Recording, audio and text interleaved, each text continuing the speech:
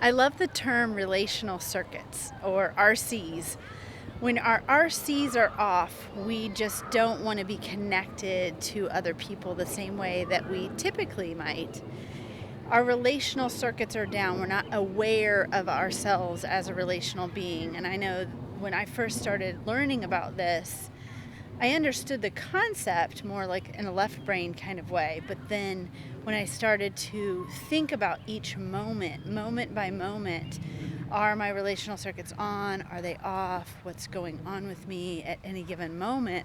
I started to notice that there were very familiar types of experience I was having where I thought it was a normal human experience, a normal experience for me as my own personal person. But I started to recognize that my relational circuits were actually off. So I technically wasn't acting or feeling like my true identity. And I began to act in ways that I didn't feel proud of, or think in ways that I don't want to think about others, and that really hindered my ability to stay connected to myself, others, God, etc., and would create a lot of problems in my life. So recognizing that RCs are off, that my relational circuits are off, is actually a very profound experience for me in my life. And even to this day, even though I've been practicing this for quite some time, even to this day, I will sometimes find that my RCs are off, and they'll be off for a while until I actually recognize. It could even be the next day when I go, oh my goodness, no wonder that interaction went like that. It's because my relational circuits were off. So RCs are just a really great concept to understand for us as therapists, because if we understand how they work for us and how we can apply them in our own lives, the concepts of RCs in our own lives, then we can really help ourselves and help our clients. It's a simple way to kind of move things forward for ourselves personally and for the clients that we serve. So my name is Monica Mouer. I am a licensed therapist, and I'm also the director of the Center for Transformation Institute. And at the CFT Institute, we're partnering with therapists in personal and professional growth. We're using the life model to do that. The life model is a neurotheology conceptualization, like a lifespan model that has a lot of different information involved in it. And we are working around the clock here at CFT Institute to prepare curriculum for therapists to be able to access this model in a way that can be really helpful to take us as therapists to the next level in our own growth, and really be able to take our clients there as well. I know it's worked so well for me, even having been in practice almost 20 years now. It wasn't until I found this model that I really felt like I could sink my teeth into something that really was going to take myself and my clients where I had hoped that we could always go.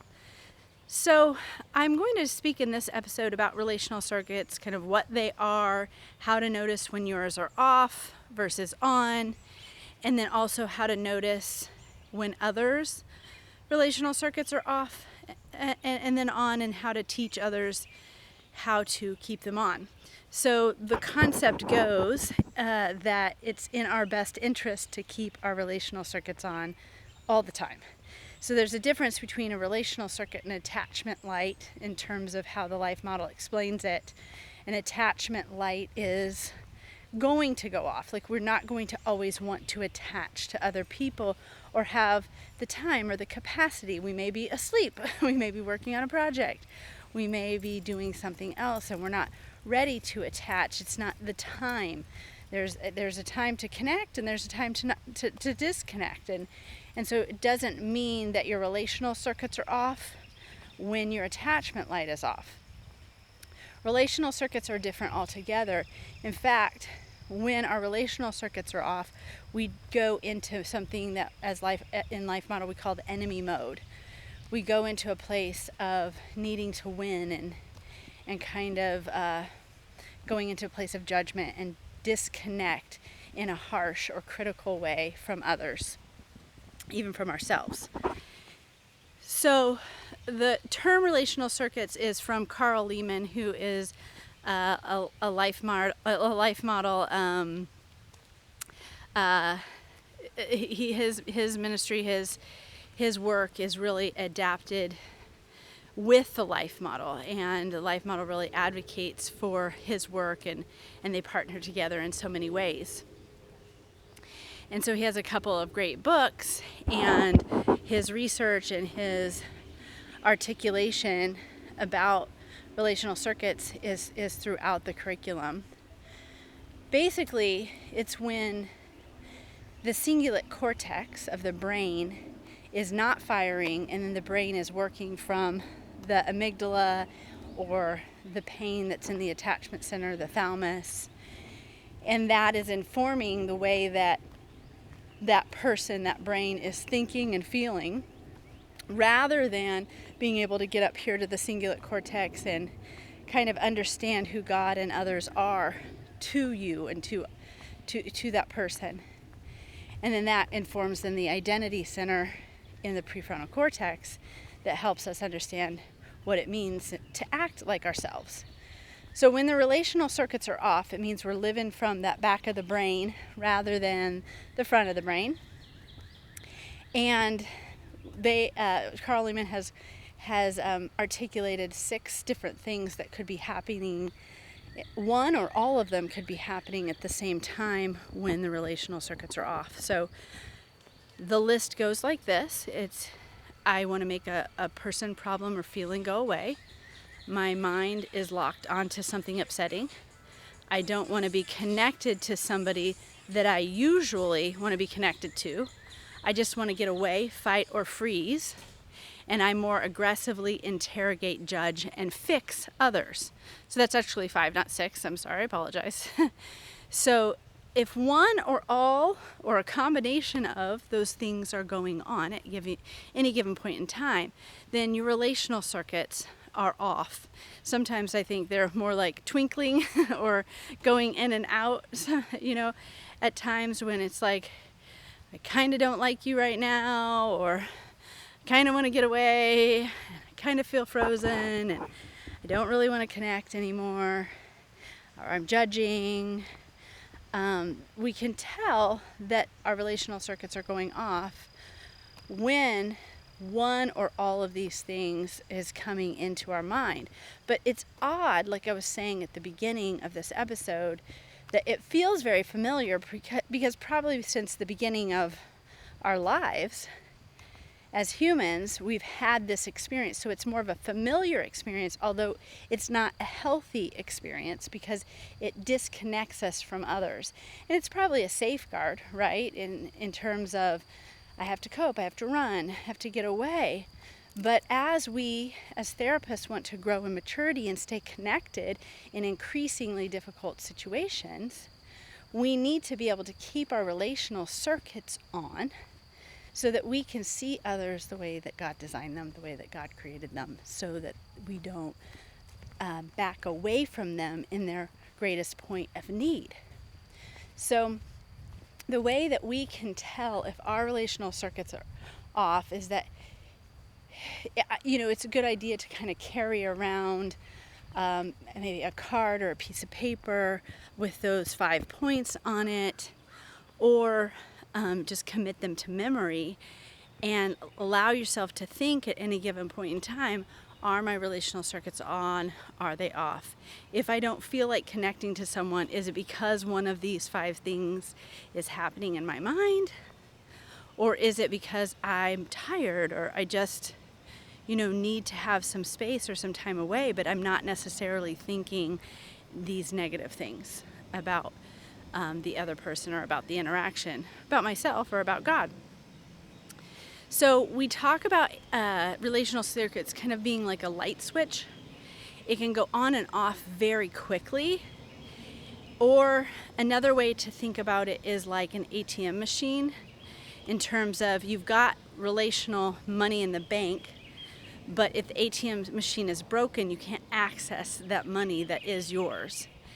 And so if your relational circuits are off, you're living from the back of your brain, you're not thinking clearly about who the other person is to you or who you want to be to them, and vice versa. I think a lot of times this can happen in our homes with our families as well, whether it's with our spouse or our children, because we're overwhelmed and maybe we've maxed out capacity or something has transpired in the interaction that's really hurtful. And so it exceeds our capacity to stay connected. In the conflict, and our relational circuits go off, we end up acting in a way that's not pretty or not healthy. And then vice versa, and it goes back and forth so fast with our family member or a friend or whoever we're having this interaction with.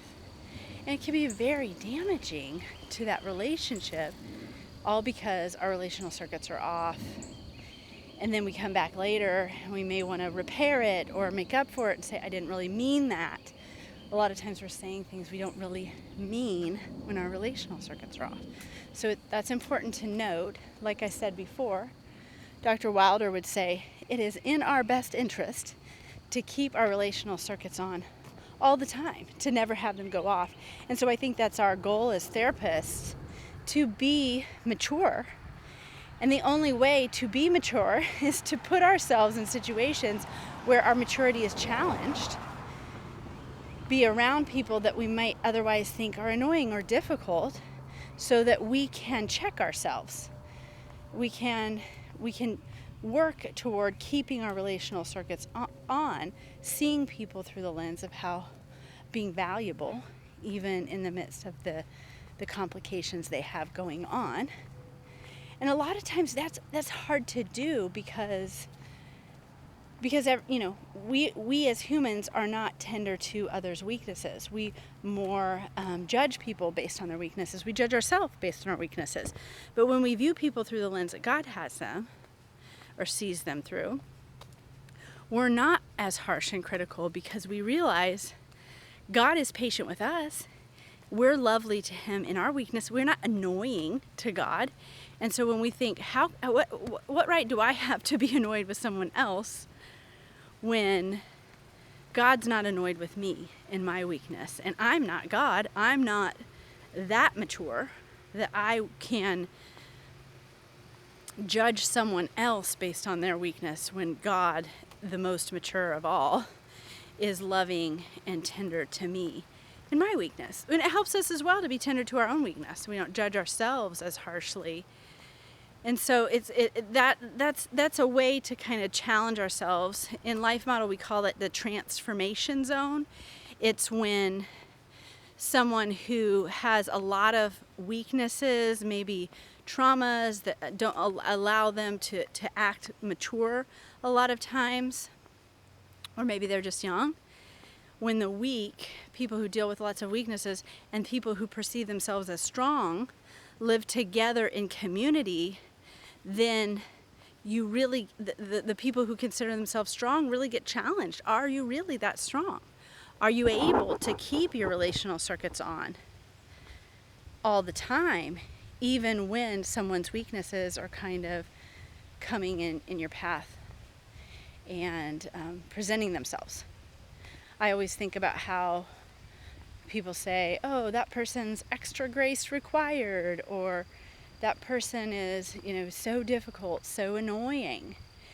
And I've tried to just eliminate that completely out of my vocabulary in the last many years, because as I've been learning about Life Model, I'm recognizing that when I say those things, it's really a reflection of my inability to keep my relational circuits on, which shows me my weakness.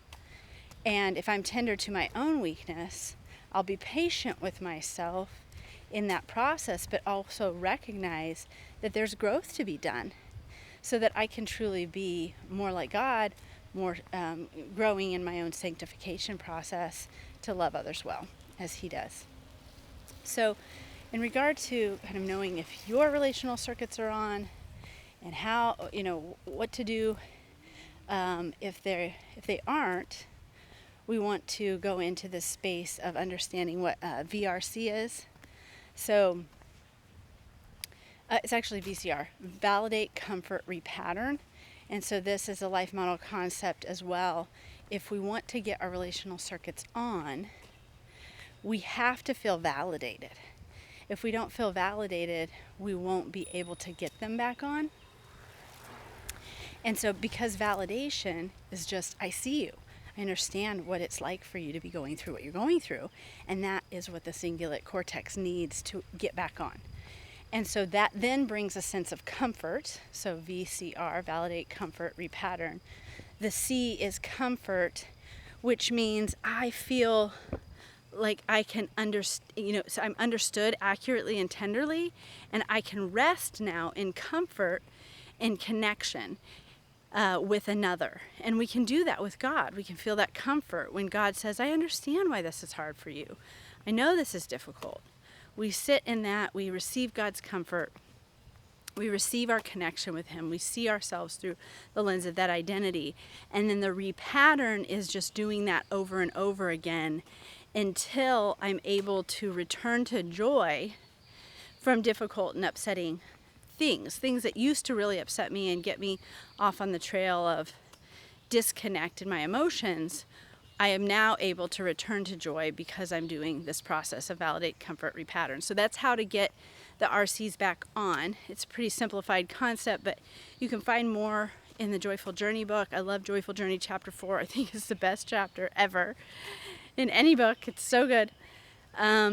It's very simplified understanding of how to, what relational circuits are, how to get them back on, and how to kind of stay in that space with God. So I call that book a cingulate cortex workout in terms of the Emmanuel journaling techniques. And so then we come to the place in this episode where we can talk about what it looks like when other people's relational circuits are off. When other people's relational circuits are off, what's happening is we're either going to see that overtly or covertly. And the covert obviously is a lot more difficult to discern. Overt would look more like somebody is blatantly in enemy mode. We call it in life model either simple enemy mode or stupid enemy mode, where it's simple is you kind of know what you're going to get. This person is just angry. And then you've got the stupid enemy mode where the person thinks everyone around them is stupid and treating them as such. And then we've got more the predatory, the complex predator type of enemy mode that's more covert.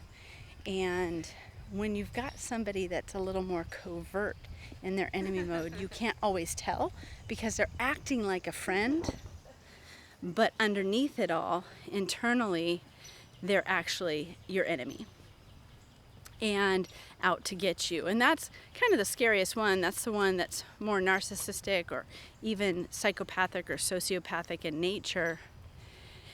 So it's one we want to really watch out for and discern. Can you tell if somebody is a good guy or a bad guy, so to speak, or if they are just manipulating you to get what they want versus caring about you and caring for you from a true heart of concern. It's kind of like the neighbor next door who's harming kids when nobody's looking or something, and then acting nice to everybody's face. That is more the complex predator. And so we really want to watch out for those things. But what we know is that in any type of enemy mode, somebody's relational circuits are off. And so if we're working with clients and they're coming to us and we're noticing these different patterns in their behavior, whether they have the more overt anger issues, the more overt simple or stupid enemy mode type of behaviors, we can teach them about RCs and what it looks like to have your RCs off. We have little cards in our office where we give the client like a little business card sized handout, and then they can take that, put it in their wallet, post it on their mirror so that they can remember this is what it looks like to have your RCs off or on. And we begin to, even in session, talk a lot about RCs and were your RCs off, were they on, could you tell, and just bringing more awareness so that people really can be aware is in order to get back to joy as quickly as possible. And we know that fatigue, hunger, attachment pain, and trauma, unprocessed trauma, is really going to cause more problems for people in terms of returning to joy when their relational circuits are off. So that becomes a complication as well. But that's where in therapy, we can talk to people about self-care in terms of fatigue and hunger, and then maybe what we need to do in terms of trauma work and attachment healing work, even with EMDR or the manual healing process or brain spotting or whatever else you might want to use to help the client get back to joy more quickly and get unstuck from the enemy mode or having the relational circuits off. So I think that it is our mission as therapists to help our clients keep their RCs on, to be motivated to do so, to see that it's a priority. I think that a lot of humans live with their RCs off. They don't even have them on ever, so we don't even really know who that person is, who they're designed to be, who God's created them to be. And I think that's something that we really can think through as therapists, is how can I call out this person's true identity and help them to see what it feels like and looks like to have their relational circuits on so they can live out their best life. So thanks so much for listening in, and I look forward to talking again very soon.